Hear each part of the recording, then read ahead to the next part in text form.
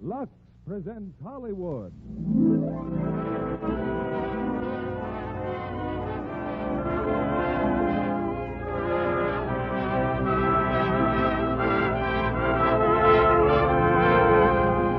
The Lux Radio Theatre brings you Danny Kaye and Virginia Mayo in Wonder Man. Ladies and gentlemen, your producer, Mr. William Keeley.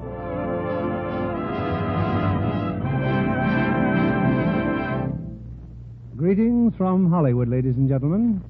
If you ever manage a resort hotel, you'll find that your worst enemy is rain. Those dismal indoor days that start your guests departing for the city. A certain hotel in the Catskills hired an inventive gentleman who solved that problem by donning funny-looking hats, clowning through the halls, and throwing himself, if necessary, fully clothed into the fish pond for the entertainment of discouraged guests. From that beginning, Danny Kaye has soared to a phenomenal success on stage and radio, and co-starred in 2 screen hits with his leading lady of tonight, Virginia Mayo. They appear in their original screen roles in Samuel Goldwyn's Wonder Man, released by RKO. To give you as much of Danny Kaye as possible, we divide him in 2 and present him in our play as twins, identical in looks, but very opposite in temperament. For things that look alike may prove quite different in performance. One of our friendly listeners in Georgia writes me, "I am a teacher of first grade at school, and every day before lunch we have washing time. One morning I brought 2 standard-sized cakes of soap, one for the boys and one for the girls. When I gave it to the children, I told them I had 2 kinds, Lux and another, and the girls could have first choice. Without hesitation, every girl said Lux. So you see our Georgia peaches, even as early as the first grade, learn what's good for their complexions. Thanks to Miss Harvard of Unadilla, Georgia, and congratulations to her well-trained and discerning pupils. It's time for our curtain and Act 1 of Wonder Man, starring Danny Kaye as Edwin Dingle and his brother Buster, and Virginia Mayo as Ellen. Oh, what a tangled web we weave when first we practice to deceive. Sir Walter Scott's Mom in Canto 6, stanza 17. How aptly do these words describe the events I'm about to relate, although on second thought, perhaps Marcus Aurelius Antonius sums it up even better in his celebrated Meditations. You will recall his admonition, "Get used to thinking there is nothing nature loves so well as to change our existing forms and make new ones like them." He goes on to declare, time is... Mr. Dingle? Yes? This is the Lux Radio Theatre. We present plays here. I beg your pardon? Could you get to the point a little faster? The point? Who you are, how all this began, a sort of setting of the scene. Oh, yes. Thank you, Mr. Dingle. My name is Edwin Dingle. It is my wont to spend time in the Higbee Memorial Research Library gathering material for my forthcoming publication. Oh, that I had devoted a few moments to the world around me, too. How much better prepared I would have been for what occurred. For example, last Tuesday night, while I was contemplating Plutarch's Consolation to Apollonius, contemplations of a vastly different nature were occurring in the district attorney's office.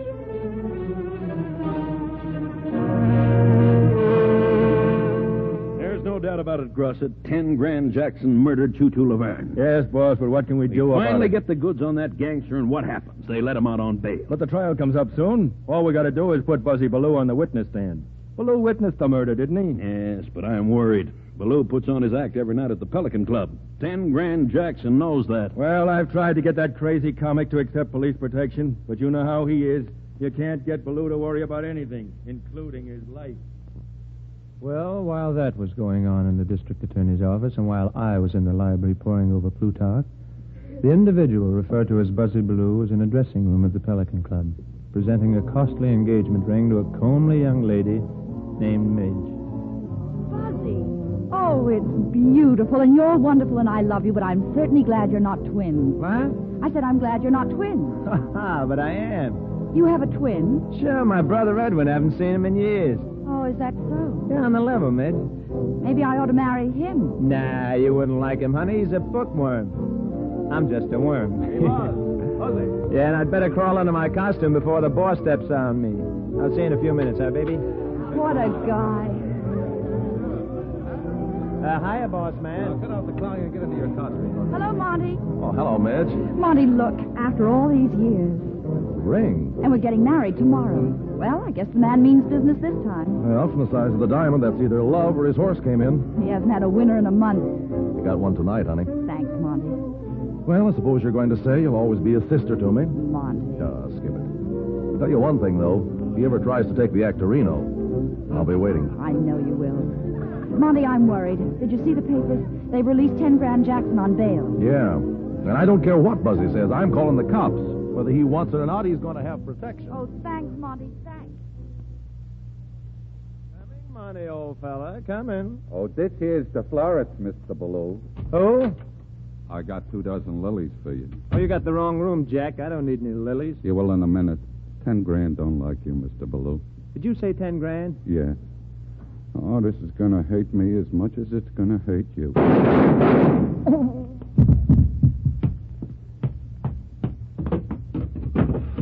Back up the truck, Torso. Let's get him out of here. I repeat, while all this was ensuing, I, Edwin Dingle, was in the Higbee Memorial Research Library. But suddenly a most peculiar feeling came over me. I heard music, strange music, eerie, bewildering. And when I glanced up, there was Miss Ellen Shanley, the librarian, staring at me. Mr. Dingle, what's the matter? Music, I hear music. You do? Wait a minute. Now it's gone. Mr. Dingle, you've been working too hard. And what's this you've been writing? Oh, just some notes on the Paleozoic era. Paleozoic era? But, Mr. Dingle, Yes. look what you've written. Is this a code or something? Buzzy. Buzzy? Buzzy? Buzzy? You've written nothing but buzzies all over the paper. How odd. You hear music, you write buzzy. Oh, and I have difficulty with my breathing, too. I feel cold and a little moldy. You'd better go home and take your temperature. Don't worry about me, Miss Shannon. It's probably nothing but my acrophobia. Acrophobia? Oh, yes. Worst case in the history of psychiatry. You're leaving now? I think I'd better. But you'll be back tomorrow. Oh, by all means, Miss Shanley. I love the smell of leather bindings. Miss Shanley, I've been wondering if you'd have dinner with me. Oh, I'd love to. You would? Oh, yes. Good. Sometime around the 1st of next month. Oh. It's a financial problem. Something to do with my allowance. Oh, well, you could have dinner with me tonight. Oh, if you'd get something warm inside of you, maybe you wouldn't be hearing that music and feeling damp. Oh, I just couldn't. Oh, I've got millions of canned things. You have? I love canned things. Wonderful. By the way... Mr. Dingle, what is acrophobia? Oh, it's morbid fear of women. Oh. Well, is there any cure for it? Oh, yes, decidedly. Decidedly. Well, if you don't mind waiting, I'll be ready in a minute, and then we can go to my place together. Oh, decidedly, Miss Shanley. Decidedly.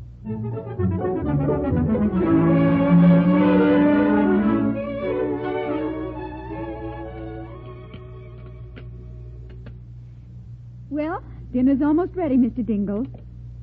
You know, I've been thinking. You have the most extraordinary mind I've ever heard of. Oh, I wouldn't say that. You're very modest, aren't you? Yes, I guess I am. Well, look, you're laughing. Well, I bet that's the first time you've laughed since you've discovered Professor Zimmel's inaccuracies in his history of the Phoenician Wars. I guess it is at that. Mr. Dingle. I'd be happier if you called me Edwin. Well, Edwin, then. Edwin, do you always wear your hair parted in the middle? I think so. Why? I never saw anybody who looked good with their hair that way, except maybe Hedy Lamarr. You know, it's a funny thing. My brother used to wear his hair parted in the middle. Yeah? And when he changed the way he combed his hair, it changed his whole life. It did? Yes. Yes, he ran away from home and went on the stage. I hadn't seen him in years. We're monozygotic twins, you know. For heaven's sakes, what are those? Oh, nothing to be alarmed about. Super identical, that's all. It's a very rare biological phenomenon. Well, I hope your brother's as nice as you are. Thank you, Miss Hanley. Dear. What's the matter? Something I wrong? forgot the potato salad. Oh. Oh, how can we eat frankfurters without potato salad? Well, I could run down to the delicatessen. It's just around. Oh, would you mind? There's one just around the corner. Schmidt's Delicatessen. Oh, all right. I'll hurry, Miss Shanley. I'll be right back. Oh, thank you, Edwin. Be careful. Oh, don't worry about me. Oh. A pint? Oh, yes, that'll be fine. Oh, fine. A pint of potato salad. Schmidt's Delicatessen. Can't eat frankfurters without potato salad. Schmidt's Delicatessen. Again, that peculiar music was teeming through my brain, and that name, Buzzy, and now another name. Prospect Park. Buzzy, Prospect Park. Buzzy, Prospect Park. I proceeded toward Schmidt's Delicatessen, little knowing my feet were leading me into a skein of incredible events. Hey, all right. What is it? What do you want? Oh, good evening, Mr. Schmidt. Miss Shanley sent me. She wants a pint of... Oh, that music. Prospect Park. Huh? What? Mister, look. Prospect Park is in Brooklyn. We never carry Prospect Park.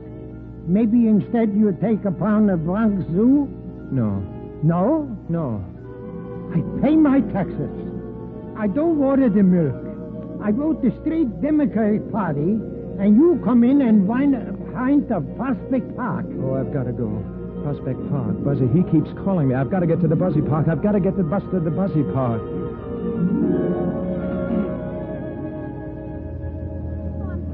Buzzy. Prospect Park. Something is drawing me to Prospect Park like a magnet. An irresistible Buzzy. You live here in Brooklyn, mister? What? Oh, no. Then why are you going to Brooklyn? Oh, but I'm not. The bus is. Oh, no. The bus is going to Schmidt's Delicatessen. It is? What for? Potato salad. Potato salad? Ellen, she's waiting for me. Driver, stop the bus. Yeah, what's the matter? Oh, I don't want to go to Brooklyn, driver. Well, none of us want to, Bud, but we all gotta go sooner or later. No, stop the bus. I demand you let me out. Okay, Jack, this is out. Where am I? Prospect Park. See you again sometime.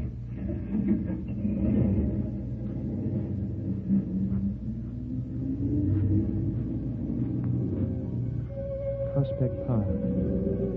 So quiet. There's a bench there next to the lake. Maybe if I sit down and rest. Yes. Sit down and rest. Edwin! I've been waiting for you.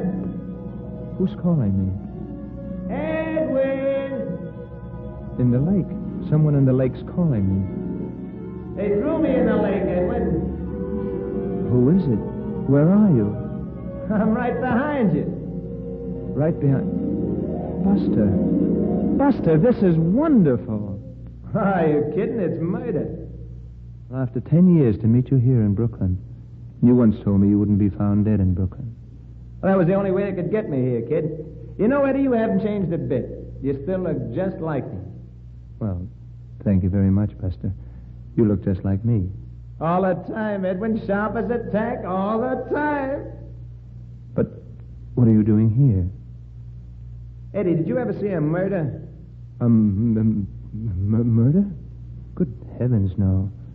Well, I did. I told the district attorney and they picked up 10 grand Jackson on suspicion, but before I could swear out a statement, he got out on bail and swore he'd knock me off. Oh, well, that places you in a very precarious position. Well, not any longer, kid. They killed me a few hours ago. Buster, you know I don't appreciate that kind of humor. Honest, kid, I'm dead. Am I to believe you're an apparition? I'll believe what you want, kid. Just watch this. You see this big statue here? Well, watch, and I'll walk right through it. Buster, be careful. You'll bump your nose. Buster, this is the most... Buster. You see, kid, it's a cinch. Oh, it's impossible. An optical illusion, that's what it is. Buster, haven't you outgrown those practical jokes? Now, look, Eddie, you gotta believe me. I need your help. Well, I'd do anything for you, Buster, but I refuse to believe you're not alive. I can see you. I can hear every word you say. Well, look, I can't explain it, Eddie. Maybe it's because we're super identical twins. I don't know. All I know is that you can see and hear me, but nobody else can. Oh, this is most awkward. I knew you'd come to no good when you left home, Buster Dingle. Buster Dingle? I changed my name years ago. Didn't you ever hear of Buzzy Bellew? Buzzy? Oh, that name, it's been going through my mind for hours. Certainly, they've been trying to contact you ever since they knocked me off. That's why I was drawn to this spot. Thales of Miletus Paradox. Come again? The control of spiritual magnetic forces over the material. Thales was right. Well, pay the man the $64. I don't know from Thales. All I know is that I got you here to help me fry that rat, 10 grand Jackson. Now, Eddie, you've got to put 10 grand in the electric chair. Not so loud, Buster. There's a sailor and this girl. They're going to sit on the bench. Don't worry, kid. They don't even know I'm alive. I mean, dead. Oh, of course. Pardon me, Buster. Now, get this, kid. Nobody knows that 10 grand had me bumped off, see?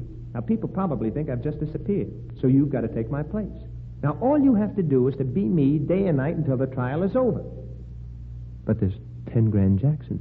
If he had you killed and he thinks I'm you, he'll most certainly kill you. I mean me. No. Oh, dear. Well, you're not scared, are you? Fear is not in the Dingle lexicon, Buster. Well, then what are you worried about? I can handle everything. No telling what I can do once I really learn the ropes. Didn't I bring you here when you want a potato salad? Potato salad. Potato salad? Oh, I have to go, Buster. Take it easy, kid. Look, they're staring at you, the sailor and his girl. Oh, good evening. Hey, Harry, let's get out of here. That fella, he's talking to himself. Yeah, Brooklyn's full up. They don't see you. They don't hear you. Then you are dead, Buster. Well, now, watch this. What I don't understand is... Buster, what are you doing? Now, stop it, Harry. What's the matter? I said stop it. Hey, what's the idea of hitting me? I didn't do nothing. Oh, no, not much. Okay, I'm going. Go on, go. I'll wait in the car. If you ain't there in 5 minutes, I'm going. Hiya, babe. You read any good books lately? Don't be vulgar. Vulgar? He got fresh with me, so I slapped him. I'm sorry, miss. I wasn't talking to you. Oh, what a setup when I think of all the time I wasted living. Please be serious. Did you say you sing and dance in a nightclub? Well, I work in a bakery, but a lot of people take me for Lana Turner. You can fool me, honey. Please stop that. How am I ever going to take your place? Take my place? In the bakery? Will you kindly stay out of this conversation? Why, you talk to me first, you masher. Oh, no. Now, look, you started all this. You made me come here, and now you want to have fun with me. Fun? Well, of all the... Harry! Oh, this guy's getting fresh with me. You asking for trouble, Bud? Yes, if it's trouble, Bud. Now, stop it. Let's settle this alone. You come up to my room like you used to. What? Take off your glasses. Oh, very well. But why? But why, he says. This, but why? Hey, you see, honey, you can't trust nobody these days except in us sailors. Come on, baby. Oh, I have a vague feeling this is not going to work out, Buster. Oh, come on now, kid. I'll take care of you if you get in any real trouble. Why, in my new setup, all I probably have to do is to go... And I'll be able to make people disappear, stop bullets, all kinds of stuff. Now, you get right down to the Pelican Club and start taking my place. But, Buster, it's futile. I haven't the slightest knowledge of how to execute a song or a dance. Stop worrying, will you? I got a gimmick. What's a gimmick? Well, it's a cinch. Anytime you need me, you'll hear the music. You remember the music? Oh, yes, distinctly. Okay, when you hear the music, I'll step inside of you and use your body. Whenever I hear the music, you'll step inside of me and use my body? What do you mean you'll use my body? I'll give you a demonstration, kid, like this, see? Oh, no, Buster. Oh, what are you do? Buster, get out of me, Buster. I must talk to you immediately, Buster. Stop. Will you get out of me? Buster, please, you can't do this to me. I warn you, this masquerade will be palpably inadequate. Palpably inadequate. Palpably inadequate. Palpably inadequate. Oh, now stop making me sing, Buster. I have no desire. Oh, you should be ashamed of yourself, Buster. Well, I gotta go now, Eddie, and so do you. Pelican Club. So long, kid. Buster, come back here. Roll him in the aisles, Eddie boy. Buster.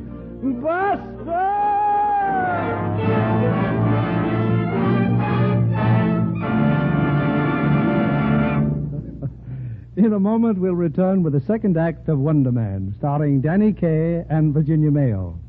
Meanwhile, here's our Hollywood reporter, Libby Collins. What's the special news tonight, Libby? Well, I've just seen a picture, Mr. Keeley, that you might call extra special. It's Paramount's The Virginian. Has an all-star cast, Joel McRae, Brian Donlevy, and Sonny Tufts, with Barbara Britton as the lovely leading lady. The sets are really spectacular, aren't they? Yes, our California scenery made a magnificent background, just right for a Western thriller. And the costumes, too. Just wait till you see Barbara Britton in some of those full-skirted dresses of 1885 with the hourglass silhouette. Lucky for her she has such a tiny waistline. I've seen the picture, too, Libby, and I never saw a star look lovelier in Technicolor. Barbara's a real beauty, isn't she? No, she is that, Mr. Kennedy. Huge blue eyes, natural blonde hair, and a complexion that's famous as one of the loveliest in Hollywood. I'll make a bet with you, Libby. I'll bet I know what complexion care she uses. Oh, you can't lose on that one, Mr. Kennedy. What else could it be but daily Lux toilet soap facials? And I can tell you that soft, luminous skin of hers is a wonderful tribute to gentle Lux soap care. I think our feminine audience might be interested to know how easy it is to give their skin the same care 9 out of 10 screen stars depend on. Here's exactly how Barbara Britton takes her active lather facial. She covers her face with lots of the creamy Lux soap lather and works it well in. Then she rinses, first with warm water and then cold, and pats her skin dry with a soft towel. Quick and easy, but it certainly does the trick, Barbara says. These beauty facials really do make skin lovelier. Recent tests by skin specialists proved it. Actually, 3 out of 4 complexions became softer, smoother, with daily Lux soap care. Now, here's a tip for women everywhere. Why not try Hollywood's own beauty soap? Begin your active lather facials tomorrow. See if you're not delighted with Lux Toilet Soap's creamy, beautifying lather and the fresh new loveliness it gives your skin. Our curtain rises on Act 2 of Wonder Man, starring Danny Kaye and Virginia Mayo. And here's your producer, Mr. William Keeley. Now, let's see, where were we? Oh, yes, Prospect Park, Brooklyn, where Edwin Dingle, seeking a pint of potato salad, encountered instead the highly animated ghost of his brother, Buzzy Bellew. In this... I beg your pardon, were you a witness to these events? Why, no, of course not, Mr. Dingle. I was only trying... Please, you worry about Lux. I'll worry about what happened next. Well, this is highly irregular, Mr. Dingle. So are my experiences. I, Edwin Dingle, had to go to a cabaret and pose as my brother. Why was this masquerade necessary? Because I was the only one who knew that Buster had been murdered. Only by artfully concealing this knowledge could the cause of justice triumph. Full of misgivings, I entered the stage door of the Pelican Club. Hey, Marty! He just came in. Who just came in? Why, Buzzy Bellew. Look at him. Careful, boss. I bet he's pulling some new kind of gag. All right, Buzzy, I see you. Good evening. And who do you think you're fooling with those cheaters? I'll thank you to return those cheaters. All right. But eyeglasses won't help you. Midge will slug you with them on or off. Midge? Midge who? Why don't you stop? Hey, where have you been? She's been crying her eyes out. That the way to treat your future wife? Wife? Oh, wife. Oh, yes. Well, you see, Listen, Buzzy, are you going to marry her tomorrow or not? Tomorrow? Yes. Oh, yes. Yes, of course. Certainly. Okay. I'll be a good Joe. Slip her a kiss and square the beef so she'll know you're really on the up and up. Very well. I'll be a good Joe and slip her a kiss and square the beef so she'll know I'm on the up. Where you going? And up. To converse with Midge. In here, you screwball. In here. Oh. Come in. See you later. Well, good evening. Good evening. You are Midge? I thought it all out, Buzzy. You can take back your ring and... Well, you've got some nerve kissing me. Oh, I just slipped you that Joe to indicate that I'm a square beef and that everything is on the ascendancy. Someday you won't get away with this clowning, Buzzy. It's a good thing I'm almost as wacky as you are. Can I bring it in here, Mr. Bellew? Yes, waiter, what do you want? I've got your sandwich, Mr. Bellew. Should I bring it in here? I beg your pardon? Just your regular sandwich and some potato salad. Potato salad? Oh, she's waiting for me. Excuse me, there's an urgent matter I must tend to immediately. Buzzy. Telephone, I must get to a telephone. Telephone, I must... And that's the guy I'm going to marry tomorrow. Oh, I'm sorry, Ellen, but numerous complications have arisen, all you and had to do was to go to Schmidt's Delicatessen. But I know, Ellen, I know. I'll explain it to you later. I've been waiting for hours. You might have phoned before this. Oh, but I couldn't, honestly. I hear music. You're in a nightclub. Oh, but you don't understand. I'm well, not. I hope you and your girlfriend have a lovely time. And from Oh, now but- on, I'd be much obliged if you did your studying in another library. But Goodbye. Ellen, hello. Oh, dear. You better get going, Buzzy. You're on in a few minutes. Oh? Hey, guess who's out in front tonight? 10 Grand Jackson. Who? 10 Grand Jackson. Gave him a ringside table. Oh, no. 10 grand. Oh, I simply can't. I won't. All right, now hurry up and change. Midge is just starting your number, and you're on next. Buster. Buster.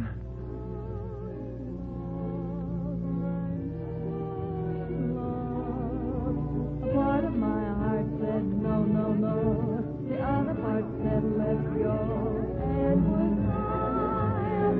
All alone tonight, Mr. Jackson? That's right, all alone. I hope your drink is satisfactory. Everything's fine. Just beat it. Yes, sir. Hiya, boss. Me and Torso here. We come for a dough. Thought I said to see me in my office. We got a blow. We're getting out of town. Sure you took care of Balloon? We took the package to Prospect Park. He's at the bottom of the lake. Okay. You think it's a good idea you coming here tonight? Oh, I'm just curious who Monty's going to put in his place. I'm going to miss Buzzy. He was a great little performer.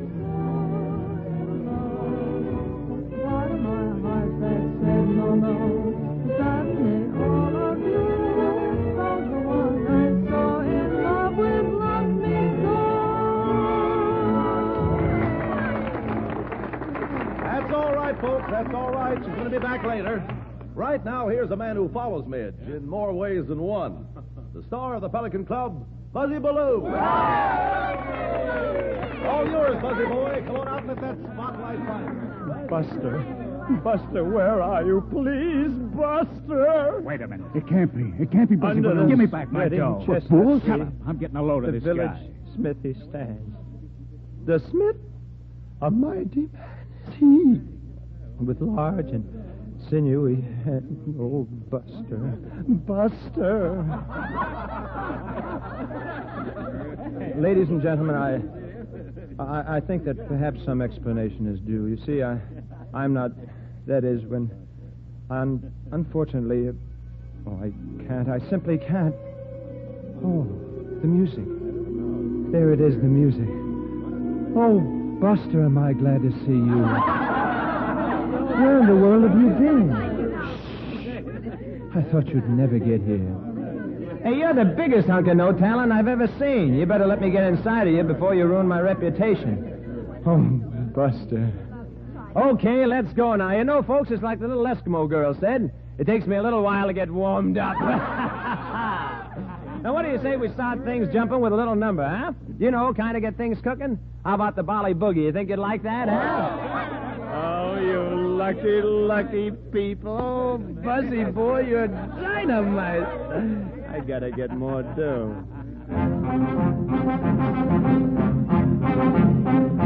Somewhere off the coast of Java fell a little piece of lava that grew up to be the island known as Bali.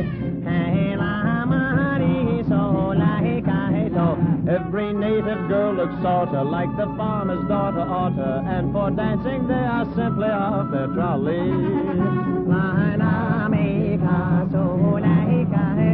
But they hadn't seen a new step since Methuselah did the two-step on their isolated island. They were way up beat. From jive they were closeted till a storm deposited on the beach at Jive, and Jack from Lower Basin Street, he went up and got a lookin', and he said, hey, hey, what's cookin'? This here joint is jumpin', but with melancholy.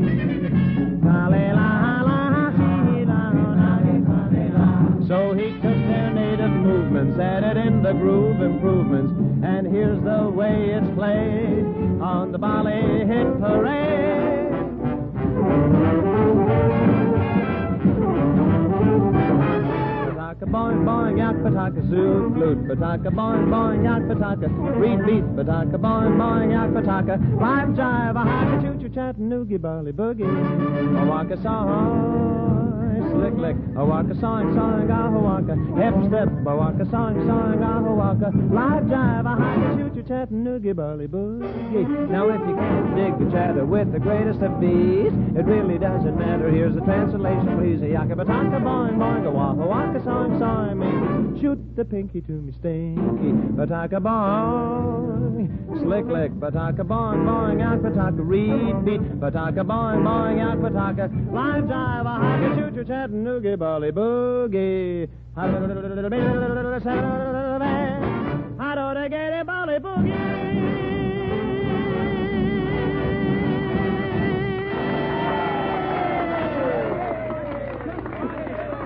Thank you very much. Oh, I see a particular friend of mine is here tonight. 10 Grand Jackson. Hiya, 10 Grand. Seeing the hot seat, pal. That's the guy you said you bumped off. Boss, we did cross my heart. Yeah, sure. Now, look, you guys, if you two amateurs can't do this job, I'll get a couple of professionals who can. I want Bellew taken care of.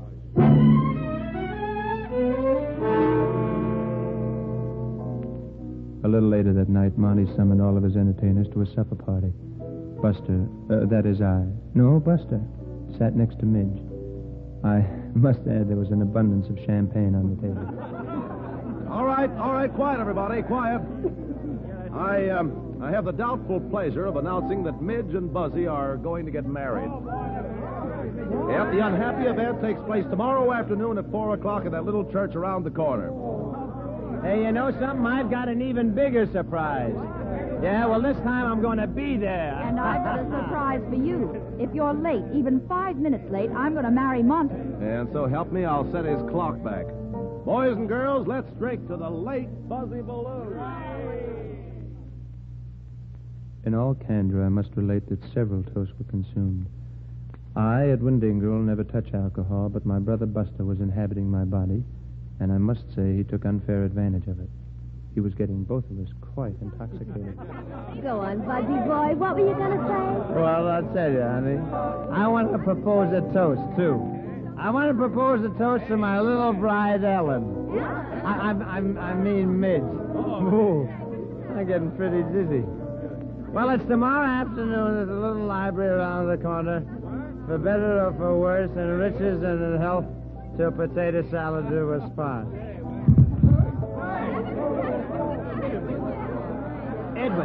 Edwin! Oh. I feel awful. I'll never let you take another drink while I'm inside of you. Never, do you hear? Oh, brother, I wish I were dead.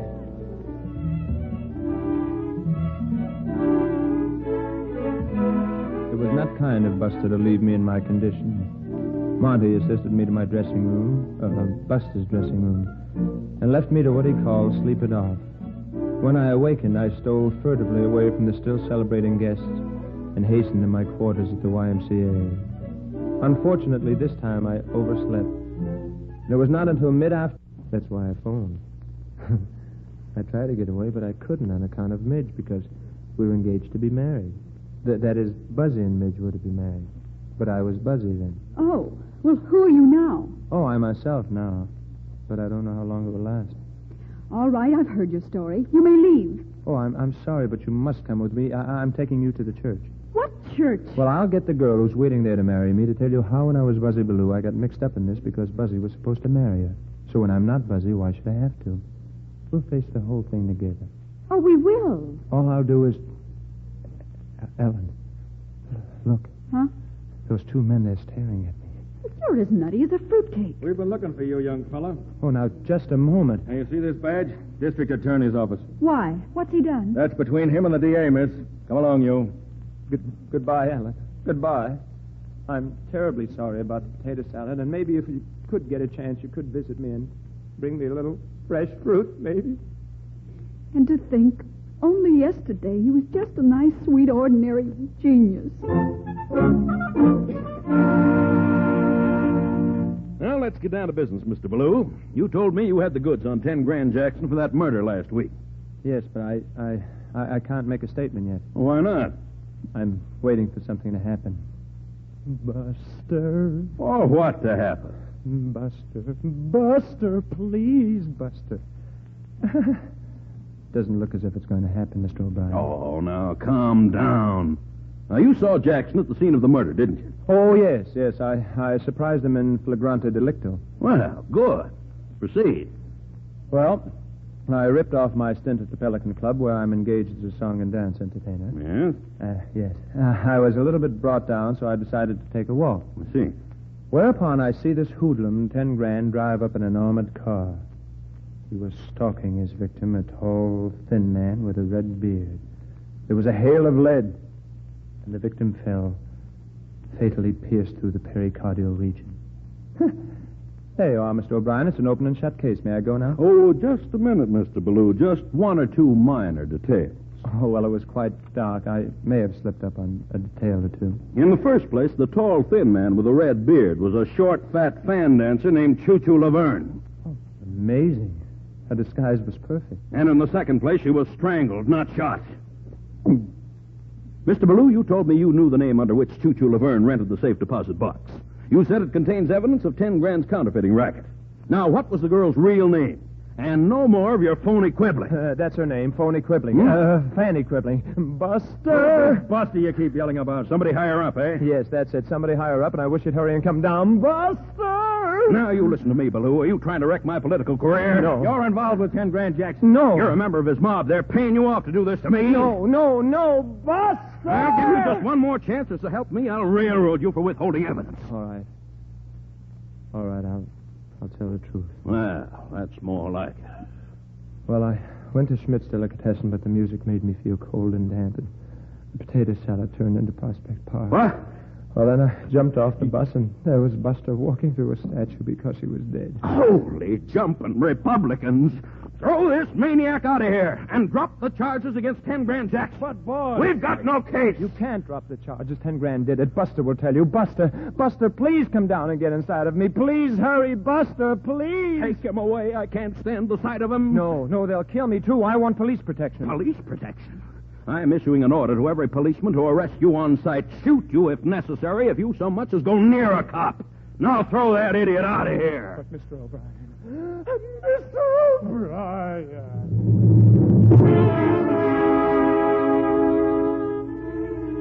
The situation was fraught with peril and ignominy. Cast out into the street, I consulted my watch. It was 5 o'clock. I was an hour late for the wedding. I recalled Midge's emphatic words. If you're late, even 5 minutes late, I'm going to marry Monty. There was no use in going to the church. I walked willy-nilly down the street, turned the corner, and bumped right into them. A pair of grim-visaged thugs. They uttered certain low, polysyllabic words and attempted to halt me.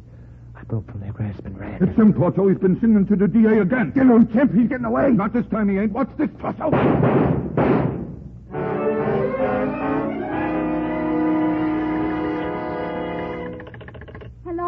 Hello. But I just have to talk with the district attorney. Sorry, miss. He's gone. That young man he arrested, he's not really out of his mind. It's my fault. I upset him because he's not used to girls. You'll have to talk to Mr. O'Brien. But when will he be back? He won't. He's going to the opera tonight. The opera? But maybe he was telling the truth. Maybe his life is in danger. What will he do? Sorry. Oh, Edwin. Oh, poor Edwin.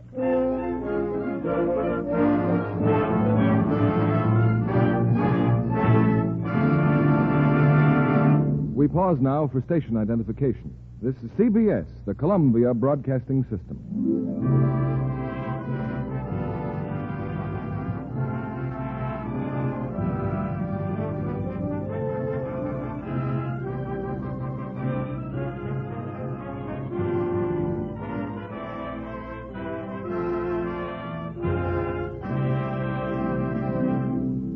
In just a moment, we'll bring you the third act of Wonder Man, starring Danny Kaye and Virginia Mayo.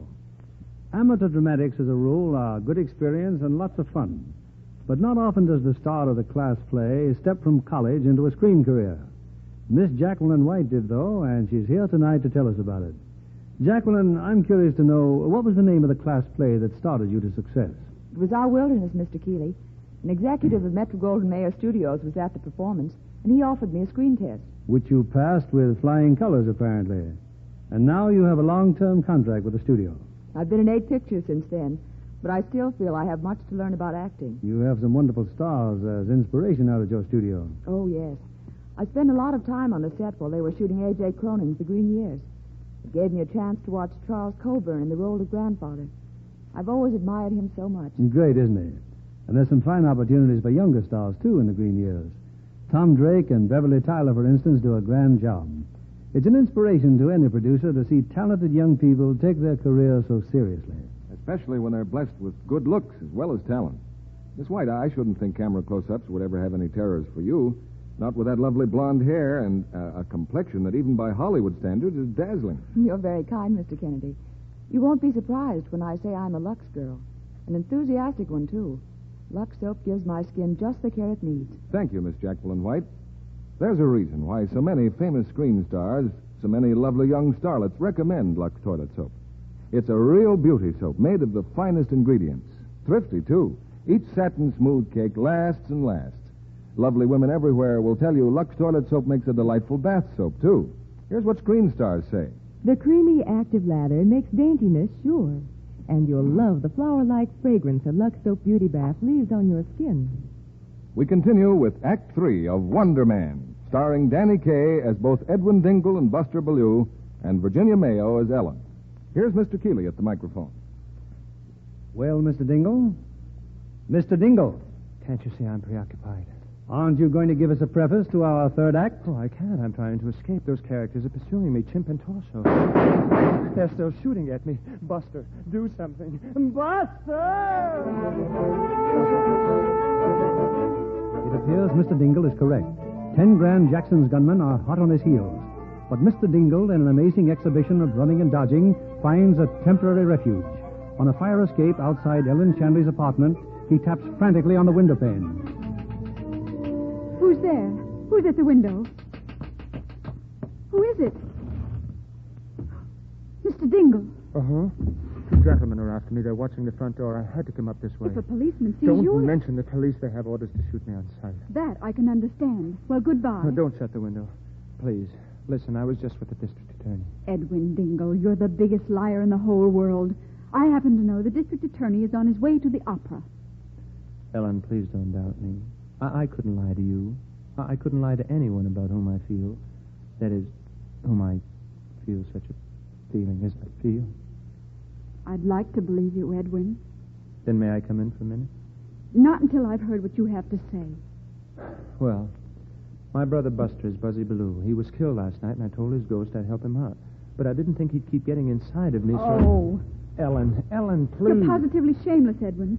Maybe when you're ready to tell the truth, I'll listen. I am telling the truth. There's someone at the door, so please climb down and go away. Come in. All right, sister. Where is he?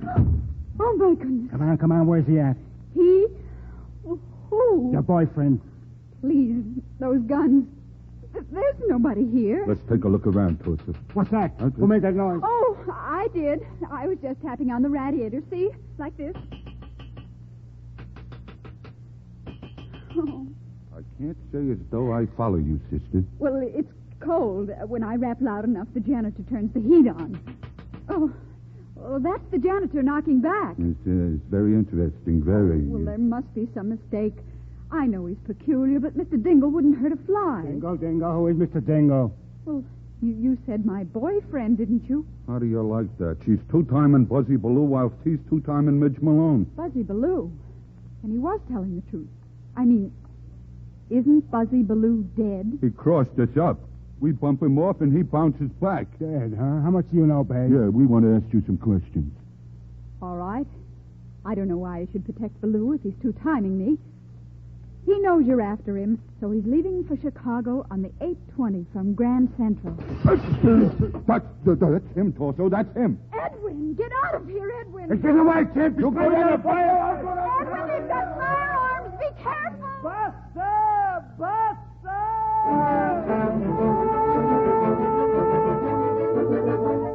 Once again, I was fleeing for my life. I turned the corner, and back at Schmidt's Delicatessen, I found sanctuary behind the pickled herring barrels.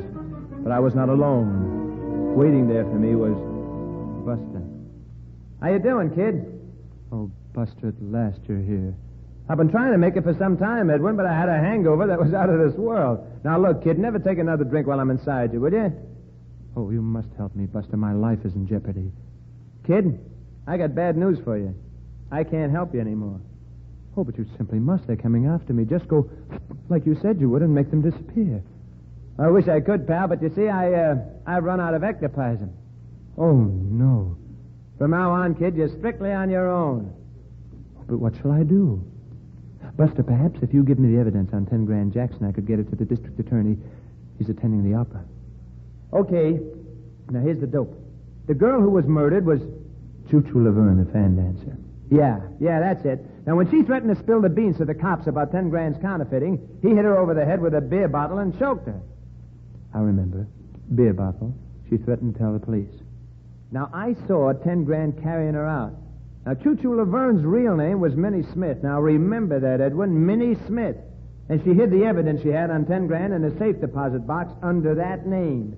Minnie Smith. Oh, Buster, I wish you could arrange to accompany me to, Which way did he go? What's I that? hear him, Tim. He's talking to somebody. Well, kid, if you get out of this one, you'll be a new man. And if you don't, I'll be seeing you. Buster. Buster, don't go. Come back, Buster. Come back. Buster!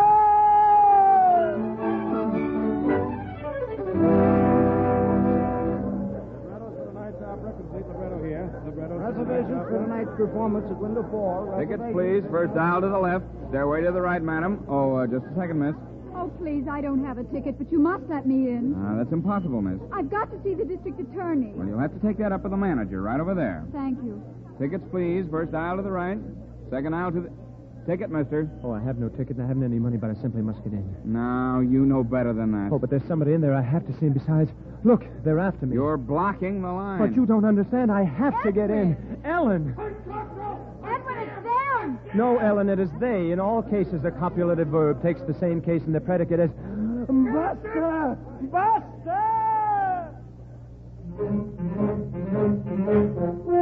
This was becoming monotonous. I dashed to the street and fled into the first open door.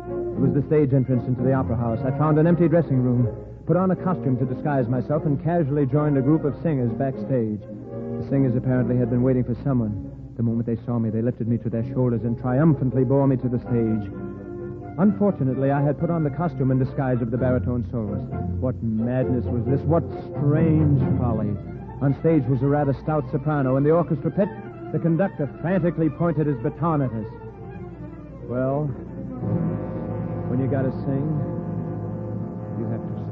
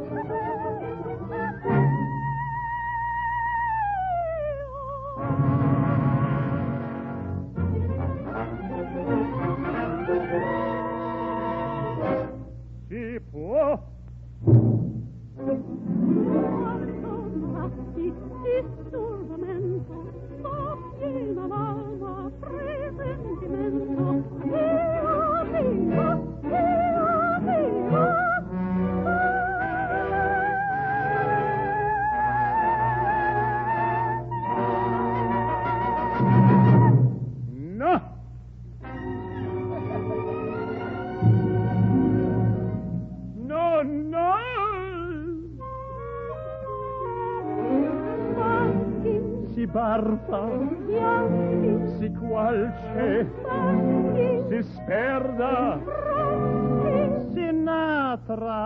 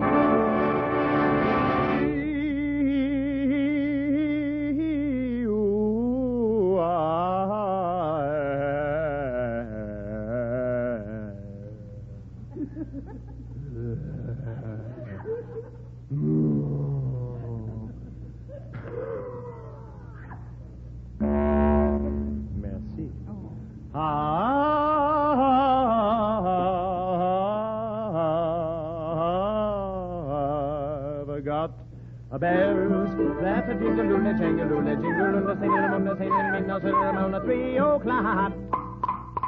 Boing, boing, boing. This masquerade couldn't continue. I started off stage, but there in the wings stood Chimp and Torso. They couldn't shoot. The chorus stood between them and me. But if they couldn't shoot, I couldn't lead. Glancing upward there in the box, I saw Mr. O'Brien, the district attorney. Ellen was with him. Here was my opportunity to deliver Buster's message.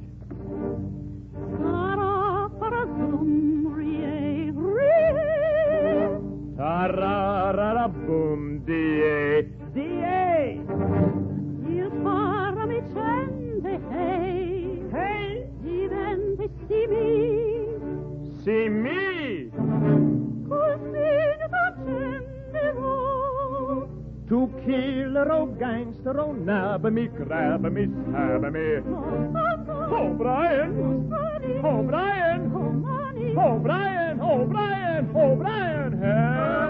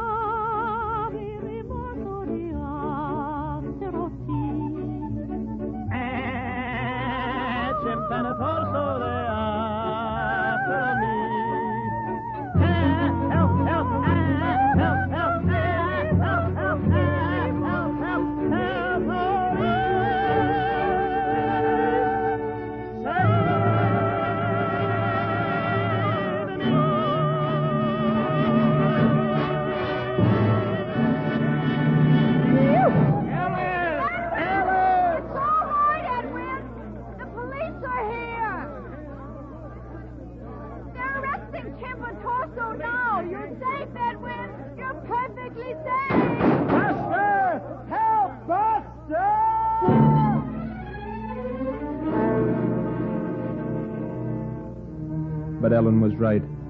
Chimp and Torso were arrested. 10 Grand Jackson was convicted. Buster was avenged, and Ellen and I, well, I no longer live at the YMCA, if you know what I mean. Edwin. Yes, darling. We've been married a whole hour now, Edwin. Uh-huh. You know, I read in Martin's notes on American geology that the tremendous flow of water over Niagara Falls removes the suballuvial soil at the rate of 2 3/10 feet a year. Suballuvial, that is. You know, honey, what you need is to get away from those musty old books. Suballuvial. Edwin, that doesn't sound like you at all. Oh, I'm not going to be like me at all anymore, suballuvial. I guess there'll always be a little bit of suballuvial inside of me. Edwin, do you think, Buzz, you'll be dropping in on us for the rest of our lives? Oh, no, honey. I don't think we'll ever hear from suballuvial again. No, stop, Edwin. But, Ellen, I'm not doing anything. Edwin, you're tickling me. Oh, but that's what... Buster! I'm a little devil, ain't I?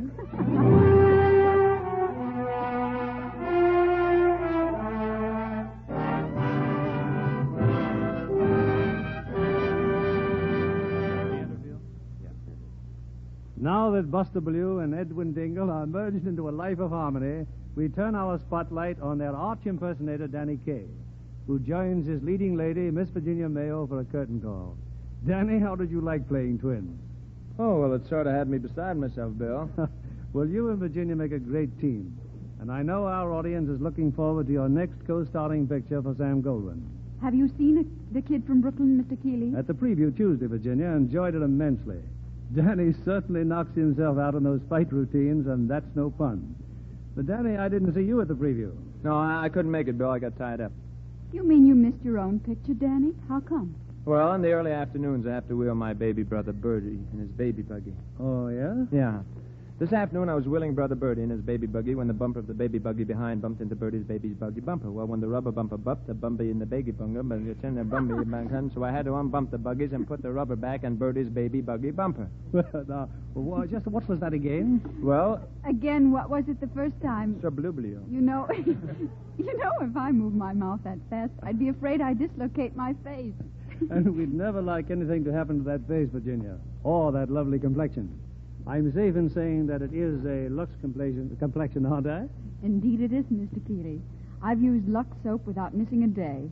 It's a wonderful complexion care. And I'm sure that care was apparent when Sam Goldwyn picked you for the Golden Girl. Do you use Lux soap, Danny? Every Sunday night, I bathe my baby brother Bertie in his rubber baby bath and let those Lux soap suds soak baby brother Bertie till he get. You mean baby brother Bertie balks at his sabbatical ablutions, barring being bathed with baby brother Bertie's best beloved brand of bath soap? Yes, I mean that baby... Oh, now, wait a minute. That's too much competition. Now, tell us what you're doing next week, Bill. Next Monday night, we bring to this stage an old favorite of the Lux Radio Theatre. Wallace Beery co-starred with Marjorie Main in Metro-Goldwyn-Mayer's rollicking screen hit, Barnacle Bill. Wally appears as a lovable, lusty fisherman whose life is one of dubious adventure and whose story is mixed with sentiment and humor, salted heavily with the excitement of the waterfront. It ought to make a wonderful treat for your listeners, Mr. Keeley. Good night. Good night. You are wonderful in Wonder Man. 8 months ago, we celebrated peace. But there's one war that never ends. Man's war against humanity's distress, against disaster, flood and famine, accident and suffering.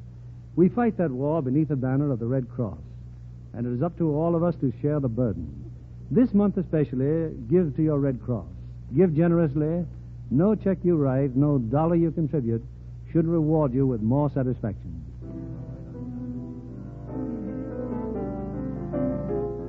Our sponsors, the makers of Lux Toilet Soap, join me in inviting you to be with us again next Monday evening when the Lux Radio Theatre presents Wally Beery and Marjorie Main in Barnacle Bill. This is William Keeley saying good night to you from Hollywood. This week, America salutes the motion picture industry and the stars of film and radio who gave their time and talent to the cause of victory.